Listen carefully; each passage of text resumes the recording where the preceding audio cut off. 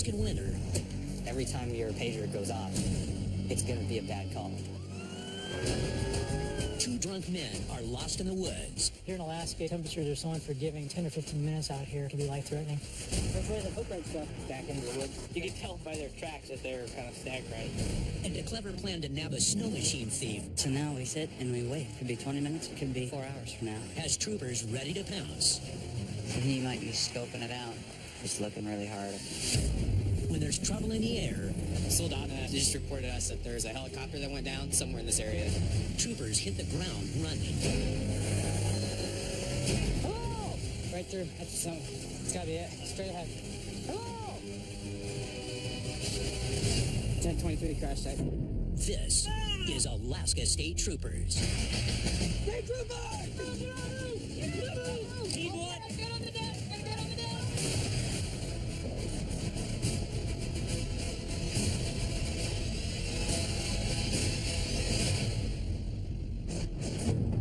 It's the dead of winter. Back on 5B20. And wildlife trooper Ernie Brent heads out into 17-degree temperatures in south central Alaska on the hunt. Today we're going to go out on a snow machine patrol. One of the biggest subsistence moose hunts opens up. And there's almost as many moose killed for this hunt than there is for the general season. So we're going to go out and make a presence and try to contact some hunters. Brent must ensure the hunters follow the law. Moose stay active during the harsh Alaskan winters, so hunting season doesn't stop when the temperatures plunge. And no matter the conditions, wildlife troopers must get out there. It's forecasting to be in the negatives. This is the biggest snowfall we've had so far this year. So the only way to get out there is by snow machine. Not only do you have to have the stuff to do your job, but you also got to bring enough gear in case you get stuck on the trail. You got to be able to spend the night out there in case you get stuck and you can't come back and the weather's too bad to get a plane or a helicopter in there. Brent and fellow trooper Levi Duell gear up and head 50 miles into untamed wilderness.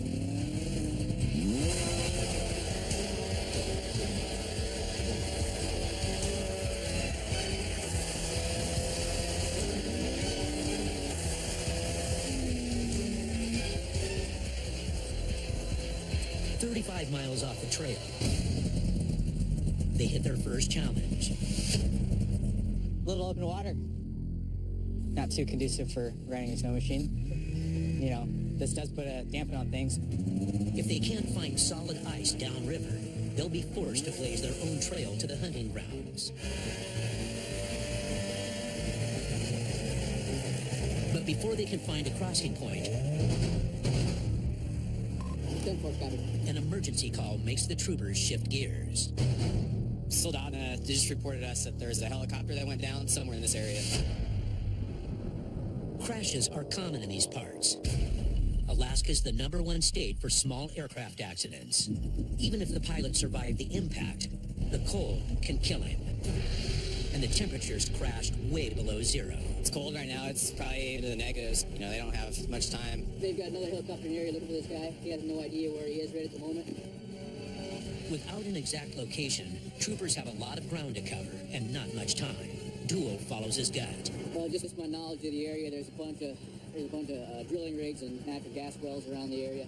They're more than likely trying to go in or out of one of those areas. The oil fields out here are one of the main reasons people fly to this area, but the nearest one is 30 miles away.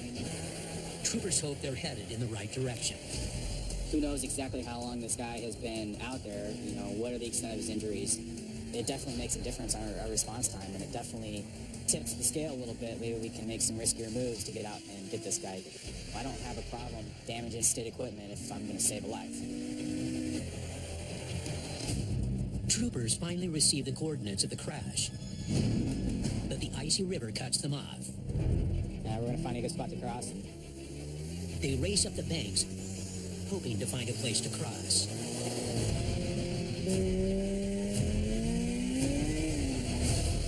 Finally, they find a bridge to the main trail, but the deadly slick surface could send them plummeting into the freezing river.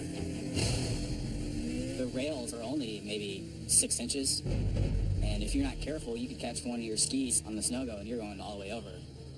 A plunge into these freezing waters can shut down the body's internal organs and kill in minutes. You know, if we break, then we're useless. There's nobody else. We're it.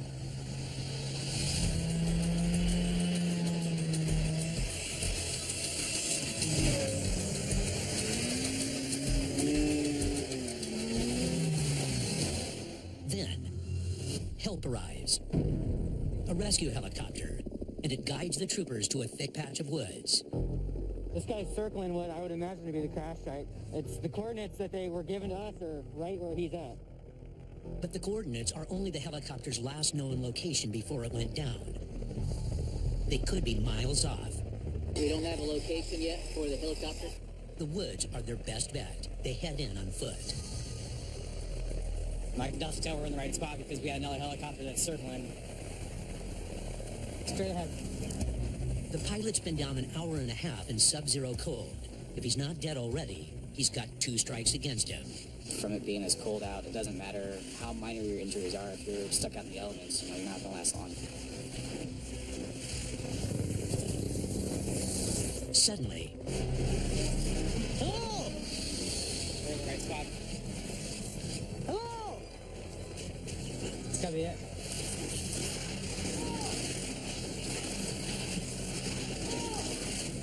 Wait, right. I have to say something. Right there, it's the middle. Looked through the trees and I saw a little piece of red metal there, and I figured that had to be it. Straight ahead.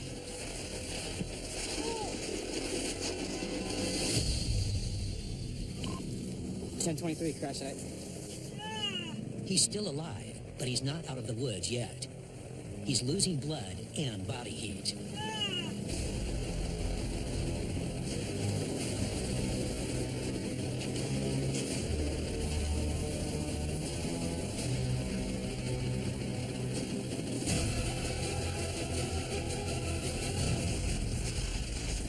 To the right. If there's anything we can do to help you guys, let us know.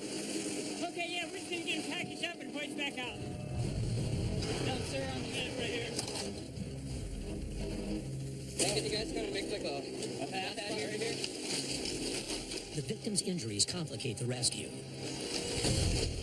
He had some compound fractures. His right leg was messed up pretty bad. He was in a lot of pain, and there was quite a bit of blood there in the fuselage. Yeah, let's do this. You got that side? 1, 2, 3.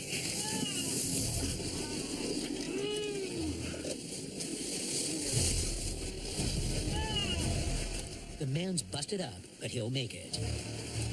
His own quick thinking saved his life. He got just a quick mayday call right before he went into the trees. He could have been out there a lot longer had he not been able to get that first mayday off and let people know he was in trouble. So it was good that he did that because that quite possibly saved his life.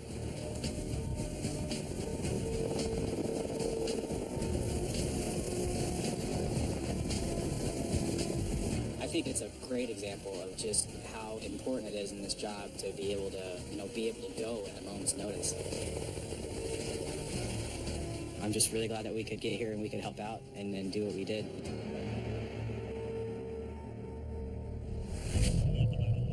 .300 miles north in Fairbanks, the temperature crashes down to 40 below, and trouble heats up. When it gets this cold, there's a greater danger of someone being injured, especially if they're under the influence of alcohol or drugs, because they're not thinking clearly. We get a lot of calls where people have had frostbite on their hands, their face, their feet. In this kind of temperature, you can succumb to a severe cold weather injury in less than 10 minutes if you're not properly clothed. But tonight, he may be fighting more than the low temperatures. Flight over here. 19, we're clear to stop. We're going to head over to the parking lot here. It looks like some individuals in a physical 1010. Hey guys, stop right there. Hey, let me see both your hands. Both your hands. 19, we're going to head over to the parking lot here. It looks like some individuals in a physical 1010. Hey guys, stop right there. Hey, let me see both your hands. We're sitting here trying to warm up, man. He's just, Who? I don't know, man. We're just, Let's go back over this way. Let's go. Who else is in there? nobody else. We Just you came two? here to warm up. Yes, sir. We just came here to warm up, sir. So what's going on? We're just messing around. We saw some. We just came here to warm up. Like a police. All right, get back in for a second, all right? Get back in. Hey, hey, kid. Get back in there for a second. What was going on again tonight? He started running off with my hat. I had this. No, I had this didn't. wool hat. He started running off with it, man. I just went there, got my wool hat back, but I realized there was cops sitting right there. Where do you live? Antonio, Sweden. I'm talking about right now. Where do you live right now? Antonio, Sweden. You obviously don't live in Sweden right at this moment, do you? No. Where are you staying? I'm vacationing. Vacationing? Yeah, I'm taking up the realms of the environment. Okay, so why are you out here now? I'm walking. The party I was with, they're drinking quite a bit. I just didn't want to drink with them anymore. So I just chose to walk away. It was really cold outside. I was like, hey man, I feel like I'm gonna die. I'm gonna die tonight. Because you got so cold? Yeah. And in these brutal temperatures, this drunk man could do just that. Here's the deal. Either we find some place for you to go for tonight, or you're gonna go to some place for sleep off. Do you have some No, place? I have a place. I was born and raised here in Fairbanks. You're born in Fairbanks? Yeah. Okay. All right, cool. That's proven. Zeisel runs the man's information, 2729 times 2. and dispatch has no current address. But he does need help. I'm able to take care of myself. I'm smarter than anyone. Well, I am. Any one person. I'm absolutely. I'm not insulting you, but No. I'm not smarter than anyone on the police force. All I'm saying is- 137. I'm borderline gifted intelligence. So Here in Alaska, the temperatures are so unforgiving. 10 or 15 minutes out here, and it can be life-threatening. Zeisel's not taking any chances and brings him in to sober up. So he's a danger to himself, and he needs to go someplace to be safe for the night. I'm better coordinated than any of you guys. Okay, go ahead and have a seat. You guys are just regular humans. Watch your hand. Yeah, I know. Well, we're just glad that we were able to at least keep these two guys from getting injured tonight, and especially the one fella. I imagine if we would not have intervened, end up finding him on the road someplace frozen, either really injured or probably dead. Across town, the extreme cold sends troopers to the rescue of another pair of impaired Alaskans. An ambulance picked up two drunk guys. They asked them where their address was, and they told them an address out in North Pole.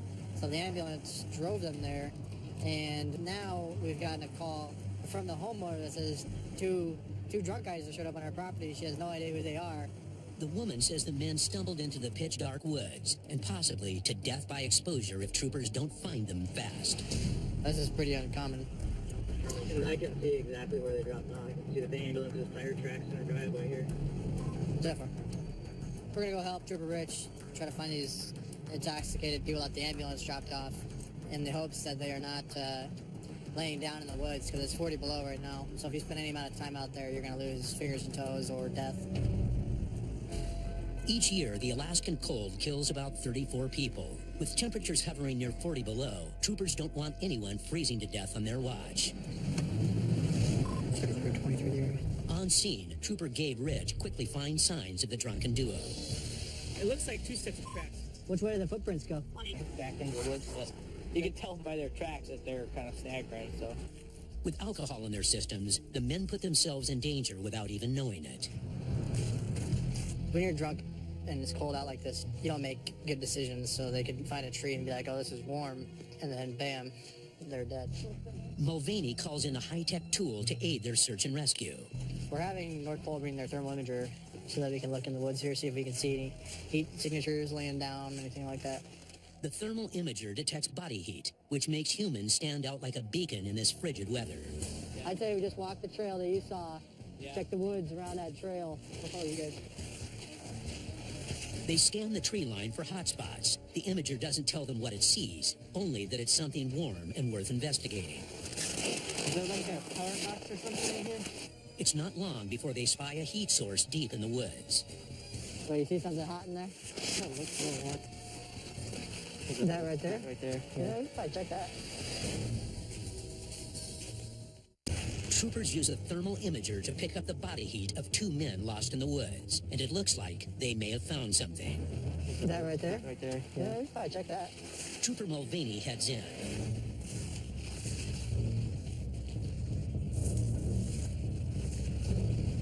They just check these underbrush, just make sure they're not bedded down or something. It's pretty low to the ground.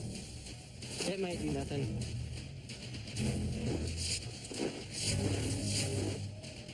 It looks like animal, man. This stuff, and it gets real small. The heat trail goes cold, and time is running out. 41 degrees below zero tonight. Obviously, we're worried about them being intoxicated to the point of not being able to take care of themselves, not just for the weather. There's no sign of them, so troopers head back to the road in search of more clues. Let's go down here to the road, and you can see where the track stops. They just make a circle right here and then disappear. So I wonder if that's a vehicle. Do you think that melts from a vehicle something? The tracks suddenly stop in the middle of the road. That's them. I think they got a ride. For troopers, that's a huge relief. I think that's it, man. Somebody probably gave the men a ride. It kind of looks like they got into a car and left. So the most important thing is that we didn't find them in the fetal position in the woods. Hopefully they are asleep in their beds at this point.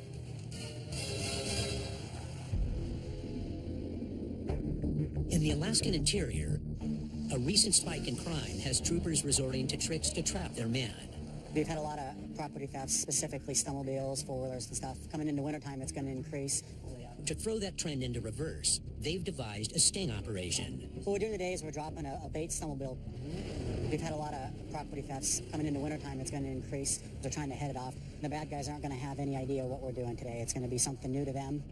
For this covert op, they'll need a stakeout where they don't stick out. We got our snow pants, your parka, the overwhite stuff, obviously you want to blend in with the snow.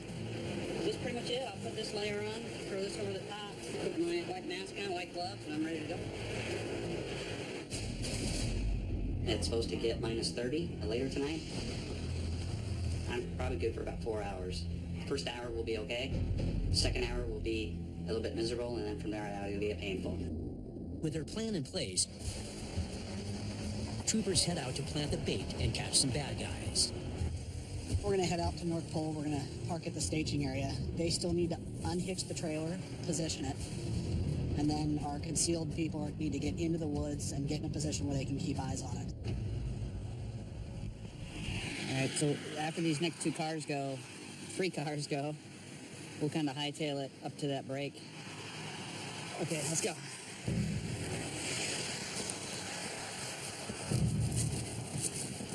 Okay.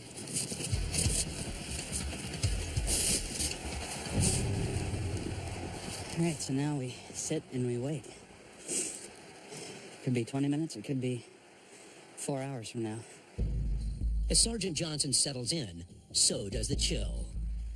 Doing surveillance at 25 below, you start getting cold, you start getting tired. And that's what surveillance is it's hours and hours of boredom, followed by sheer panic, and it's over in a few seconds.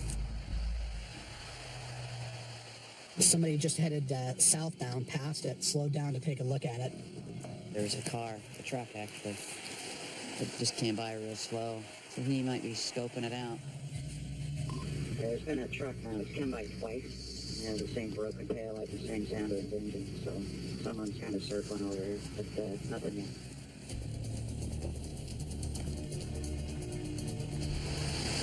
Our truck is back. Same one that was scoping this out here a while ago.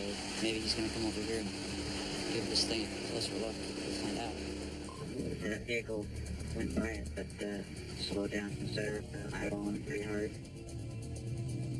Alright guys, they're doing some really weird stuff over there. They're backing up, trying to hit their headlights on to get a better look at it. 2 hours into the sting, it looks like someone's taking the bait. I can't see. He's got me blinded with his headlights. I'm blind right now. But the truck's brights dim Sergeant Johnson's chance of a bust. They could be stealing the snow machine right before his eyes. This is kind of a worst-case scenario. Our lookout person's supposed to be able to tell us what's going on. Because of the way this individual parked, he's blinded at this point and can't see the movements of the individual. We can't tell if he's loading the snowmobile up. If troopers rush in too soon, they may scare the potential thief off. So they anxiously wait for the man's next move. He's standing out to the side of it. He's examining it right now, walking around the trailer. Unit, this is dispatch. We have a caller on 911 reference the snow machine. He's looking at it. We're trying to just let him know we'll tell the trooper. But it looks like their mystery man is just a concerned citizen. It appears this is a good Samaritan of the night who's calling in the snowmobile to make sure that it's safe. The people in Fairbanks know that a lot of snowmobiles are stolen, so they're watching out for each other. At the end of the night, the baited snow machine goes untouched. About 4 hours out at about 25 to 30 below temperatures. There's probably several hundred cars that went by. We definitely gave people the opportunity to do the wrong thing tonight. We didn't have any takers, and I'm okay with that. I'm cold, but I'm okay with that. Cruising the streets at minus 20 degrees, Trooper Darren Cooper doesn't expect to find much either. It's a weekday, it's 1 in the morning. It's been snowing most of the day. It's supposed to be a big giant blizzard tonight.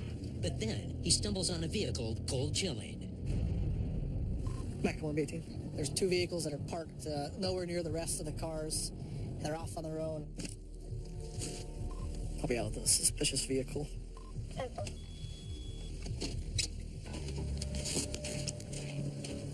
Back at 118. There's 2 males in the vehicle. Hey, what are you guys up to? What are you guys doing over here? Flying RC planes. Flying RC planes? We're in a blizzard situation right now. The 2 men claim to be braving the Arctic temperatures in the dead of night to fly model planes. A story Trooper Cooper finds unbelievable. So do you fly your planes normally in the snow? Okay. All right. Come back and talk to me for 1 second, okay? Come over and talk to me. Hey, stop. Bring your hands out of your pockets. I was going to pat you down, make sure you don't have anything on you. Oh, okay? No, hell. Don't pull away from me. Flying RC planes. Stop moving around, because you're going to make me nervous, and I don't want to have to jam you up. Be cool, and I'll be cool with you. Okay? Just stand still for me. Stand still. What do you have on you? Food. Just food? Yeah. Hey, don't be offended with me. I'm not. I'm just out here doing my job, you know what I mean? Be truthful with me, okay? What do you have? Marijuana, where's that at? In the car. Oh, it's in the car. Where's it at in the vehicle? It's in the back seat in my bag. Okay. You're not under arrest, anything like that. I'm just going to put you in handcuffs. Since I'm the only guy out here right now, you understand what I'm saying? This is just for my safety for right now. Back at 118. Model planes aren't the only thing getting high tonight. Okay, hop out for me, okay? You have anything on you? Yeah. Okay, don't touch anything. Just come right back here. What do you have on you? Okay, well, yeah, don't touch anything. Where is it? Okay. Yeah, that's fresh green leaf. I'm going to pat you down, just make sure you don't have anything else on you, okay? Is there nothing else on you? No. What do you have up here? Wrappers? Yeah. That's from the munchies? Yeah. I guess that's true then, right? Is there nothing else on you? Chapstick. Okay. Anything else in the car I'm going to be finding? Are you cold or are you nervous? Okay. Trooper Cooper checks the vehicle for drugs and other paraphernalia. I don't want to find anything that's going to freak me out. You know, like a hand or anything like that. No kilos of coke underneath the seat. He finds the planes and about a half ounce of marijuana. It's a decent amount. So obviously you have a little bit of marijuana. So have you ever been arrested or anything like that before? No. Well, I'm going to confirm that in my little database here, and then we'll go from there, okay? Back at 118. Cooper runs their information and confirms this pair doesn't have a criminal history. Since you've been cooperating with me and you've never been arrested or anything like that, I'm going to cut you a break. Basically, what we're going to do is we're going to destroy the marijuana. That sound like a fair deal? Sure. It's either that or go to jail. You can do whatever you want, sir. Do you want to go to jail or do you want me to destroy it? That's why I'm asking you. Perfect. All right, so you're going to help me destroy it since it's your stuff. Destroy it here in the snow for me. Don't leave it like that. I want the moose to come over and get it. Then they'd be lazy and in the middle of the road. Like, get it like this right here. Like, destroy it so I don't have to worry about you coming back and picking up the snow weed. You can't have any amount out on the road. If I can measure it, you can't have it. Understand? All right. You guys can't smoke marijuana and fly airplanes at the same time. That's how you crash those things. Those things are expensive. All right. Any other questions? Okay. Have a good night. None of those guys had criminal history, so I decided to just have them destroy it. we got the marijuana off the street, they're not out smoking, and they're not going out and driving. And then hopefully we won't run into them again with marijuana in their possession. Back in Fairbanks, Trooper Rollo is about to collide with criminals of his own. Fairbanks 11. I'll be 19 of that as well. He races to a burglary in progress at the outskirts of town. The male is reporting that somebody was breaking into his residence. They're going now. We're trying to cipher right now. There's still language barrier. I got a call that a guy just reported his house is being broken into right now. That's all we've got so far. We're a few miles away. I'll try to get over there as fast as we can here. But the burglary quickly turns to assault. 32, he's describing the female possibly has been hit in the head. Despite the icy roads, troopers can't afford to slow down. Each year, Alaskans report around 3,000 burglaries, and most involve use of force.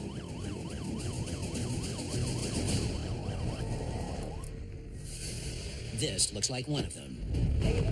On scene, a trail of blood leads to a frantic complainant. And he said, I want $40.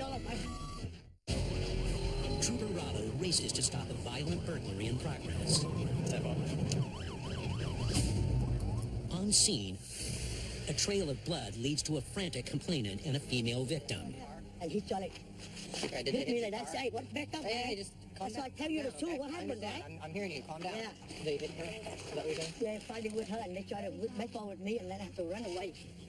How did they hit her? The baseball. Like a baseball bat or a baseball? The stick, The bat. baseball. Okay. Yeah, and he tried to hit me, and I run away. What kind of a hit was it? Was it like a fall the force they had, or? He swung up like this, but I'm not too sure because I was getting in the middle of them, trying to keep them apart. And that's all I know is I got hit in the back of the head. The man claims the heated argument started over oil. I put heated oil on that. You had to pay me $30. I said, I don't have no money. I only have $20. And he tried to push me and hit me. You know what I mean, sir? Okay, so he put 5 gallons of oil in your tank. I don't see it. Okay. I don't know. Temperatures regularly dip to 20 below in Fairbanks, so to some, heating oil is a commodity worth fighting over. He said, I want $40. I said, I don't have money. And he said, I want $40. You better pay me. I said, hey, look, man, back up this. I'll my property. Go back to your house. Okay, Go stop somewhere. with emotions, okay? Just stand there. I tell you what happened. If they kill me, nobody know about here. They won't have to go far to find their suspect. It's the man's neighbor who started the fight. And they both live here? Yes. Okay.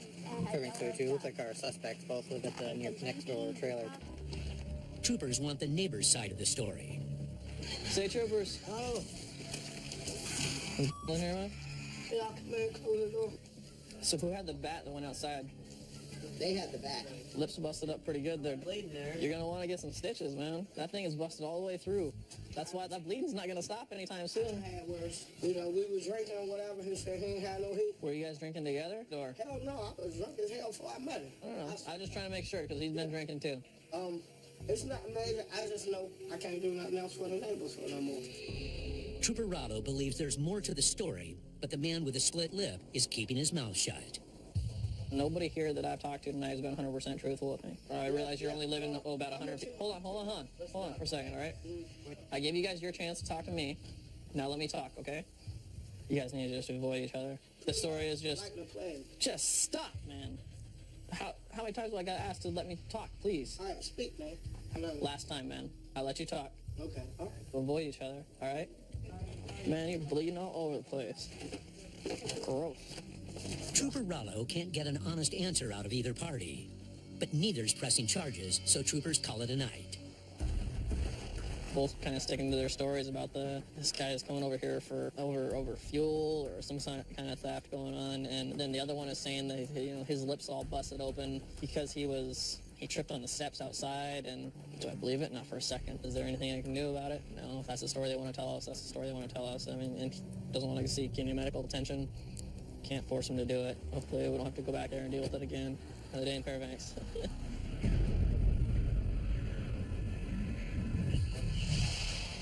South on the Kenai Peninsula, a different type of mammal is pushing his luck. What is that? I've got a moose in the roadway, and we're going to have to shoo him down the road to get him off. We're trying to take it easy, try not to stress him too much.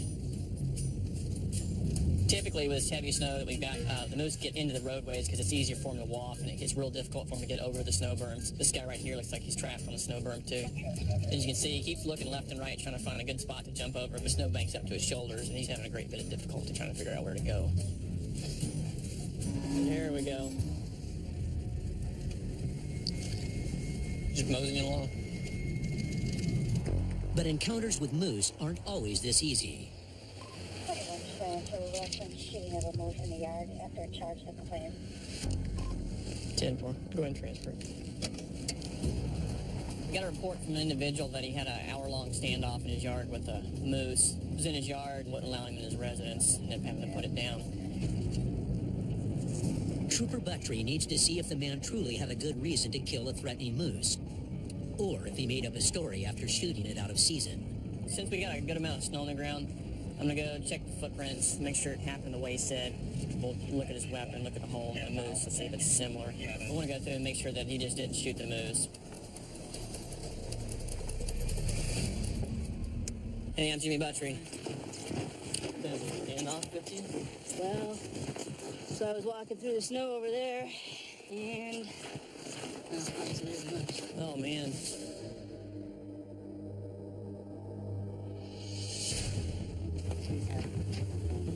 Yeah, he might be shot up pretty good.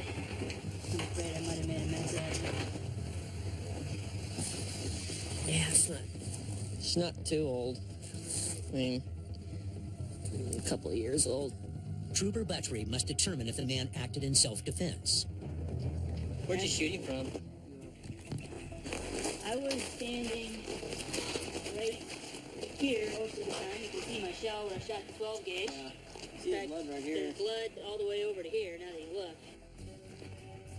I stood there, and he stood right there for a better part of an hour. Yeah. He came at me one time, I shot in the air, and he turned around, and last minute he decided to run my way instead of the other way. You can see he did the doghouse. Dog busted up. Yeah. Poor dog was in it at the time. Moose just stomping it, busted it off the bread, rolling it around, hoping for a little different outcome. From the looks of it, the moose wasn't going to give up, and the man acted legally. You go ahead and do whatever you need to do with your dogs and stuff, and I'll make sure the guy can get this cleaned up. That would be great. My dogs were about scared to death there, so.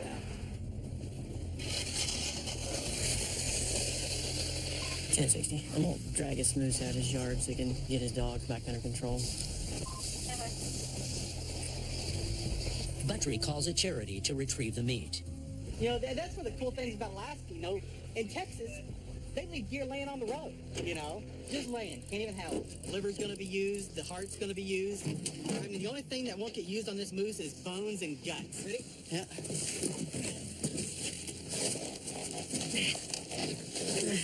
Hey, no problem, guys. I appreciate you coming out here and getting it. Back in Fairbanks, a dangerous driver is on a deadly path.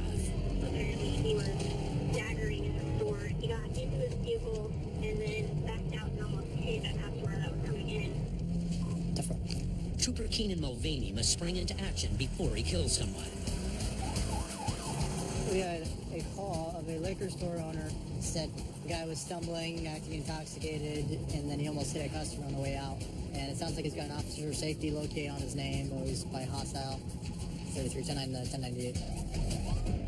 Mulvaney catches up with a dazed suspect, joining Trooper Hennessy in the search for some straight answers. So what time was your last drink at? Nothing at all.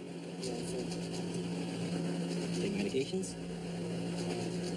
The first trooper that contacted him pulled him over. He was acting really weird, acting really intoxicated, so we pulled him out. The man's erratic behavior earns him a field sobriety test. You want to do some voluntary field sobriety tests for me? Over. Hey, this one. Yeah, man. What's that? Take 9 of those steps in a straight line.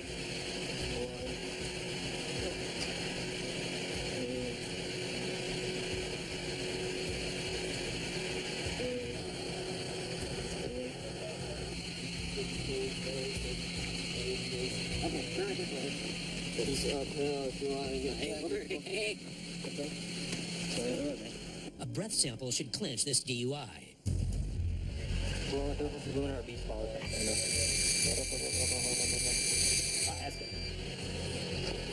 But he blows all zeros. No alcohol in his system.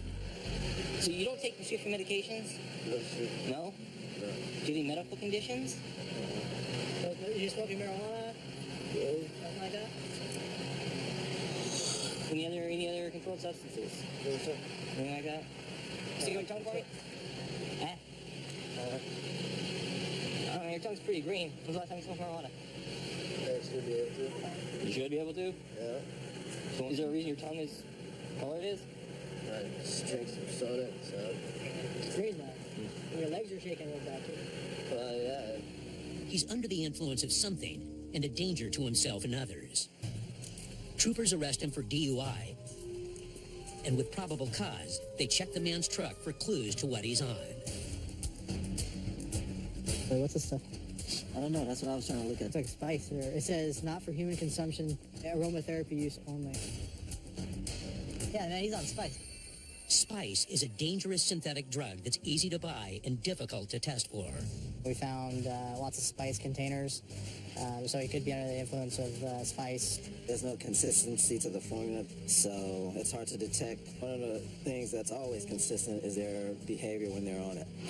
So kind of a unique UI.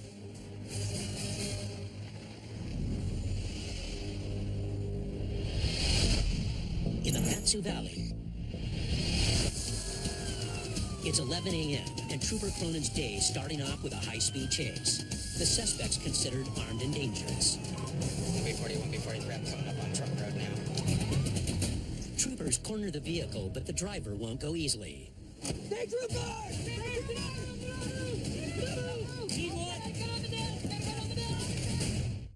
Trooper!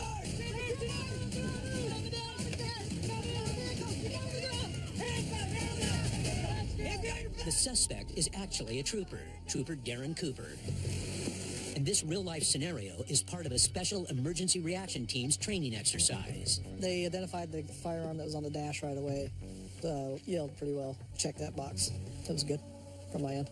These monthly training sessions prepare this special ops team to tackle high-risk scenarios. I thought did a good job nosing up to the front, just like you should. One day you can be doing an active shooter hostage rescue situation, and then the next you can be doing a rural wilderness land navigation course. We need to kind of be a jack of all trades because Alaska is such a diverse place, and we have such a big responsibility here. We've got a lot of different calls that we're going to have to handle. Real-world training is crucial because almost a third of assaults on officers result in injuries. Good training can reduce that risk. So every time your pager goes off, it's going to be a bad call. You know, someone has either tried to kill someone or is going to try to kill someone. Drop it! Drop it! Because every time you get called out, you're going to be dealing with a, highly stressful incident that needs to get resolved quickly.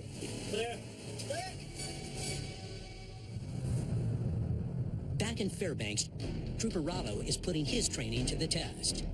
Just received a 911 transfer from SPD. Could hear a female yelling in the background. Fairbanks 11 on that 911 call. Did it say anything or just hear screaming? It sounded like a female yelling. Tried to call it back. But before the woman can tell dispatch what's wrong, her line suddenly goes dead. Morning, I've called the number back. I'm currently talking to and then he hung up, but he claimed that he couldn't hear me on the phone. A woman screaming, a man hanging up for no good reason. Troopers don't really know what they're facing, but they know they must get there fast. Call comes in, and then they aren't able to get back on the phone. The attacker may be stopping them from trying to make that phone call. What troopers do know is the location. The troopers were already there earlier for a verbal argument, made one of the parties leave. Now that subject is now back, causing more of a disturbance. 2731, I got separated from you guys. Where's the turn? But the recent snowfall has turned Fairbanks' back roads into a tricky maze. Down there. Stay tight to the right. It's a big long road that goes out into the woods. And Trooper Rollo needs to find his way in time to break up a brawl before someone's seriously hurt. It sounds like there was an actual fight or something going on here.